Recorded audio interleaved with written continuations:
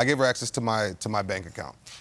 She had access to go in there. I get paid $2,700 at the time, so she'd go in there, she'd take out the amount for rent, and then I'd have the remainder of balance in my account. The problem was that the contract was breached when she accessed my account because she accused me of stealing from the house that we both lived in. She said that I stole a PlayStation 3 out of her house, but she also has cameras in her house. So when she reviewed the cameras, she realized that it was her son. But before she had done this, she had went into my account and took out $184. Let me just stop you for a moment. I didn't read anything in the agreement that indicated that there were restrictions on her access to your bank account. I understand that. It was the simple fact that she said that this money was for rent. However, it wasn't. It was out of spite.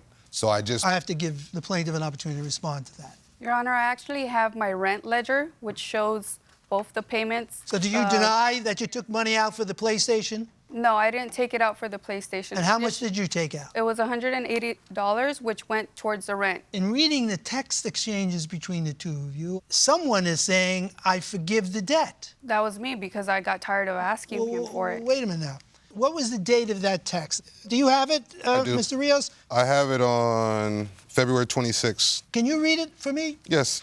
I forgive you, the loan is forgiven. I understand you have an addiction to gambling. I pray that someday you'll grab the bull by the horns and solve your problem. I hope you'll stop taking advantage of people who are only trying to love you and show they care about you. You don't have to forgive me because I have. You don't have to say anything. I understand. Kay, take care. Now, you didn't raise the issue of forgiveness in your papers. No. So you're not contending that she's forgiven the debt. My biggest thing was the contract was fine. Everything was good. The problem that I had was when she took the money out of my account, $184, she did it on the day that I was at work. So then the next day, which was a payday, I decided to change my password because I still was gonna pay rent. I still was gonna do everything, but because she had done that, out of nowhere took the money out of my account and accused me of stealing, if that's the case, you're just gonna go in there taking money out willy-nilly for no reason. So when she came to my job, she brought my son and pretty much handed me my son and said, good luck being a single father because I can't access your account. So when she did that, I took my son and I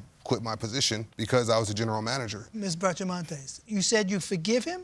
No, I mean, I forgive him for not paying me back. Like, you're forgiven. Like, I'm not going to hold it against you. I'm not going to be mad at you. I'm going to go about handling it the legal way. He hasn't given me a penny to go towards that debt. And it's not that I'm just gonna forgive it and not get my money back. I need it. I'm a single mother of 3. He does not help me financially. He buys the baby diapers here and there, and he'll watch him on the weekend. The day that he's claiming I gave him the baby and told him, good luck being a single father, that's bogus. I would never give my child away to a man that's, 1, irresponsible, 2, has an addiction, and 3, he's inconsistent with holding up a job, a steady job, or a place to live, or having a vehicle. I would not do that to my child. I gave him the baby so that I could go to work. Since I'm not gonna have the banking information so that I could pay my bills and do what I have to do, I need to get on the road. I'm an Uber driver, so it's like I'm my own contractor. I could go to work whenever I want. So he was on his lunch break and I said, here's the baby. He took off, didn't answer nobody's calls, didn't answer nobody's text messages, including his bosses. Nobody knew where he was. He just took off with my baby. Do you have some idea where he was? He told me he went to Vegas.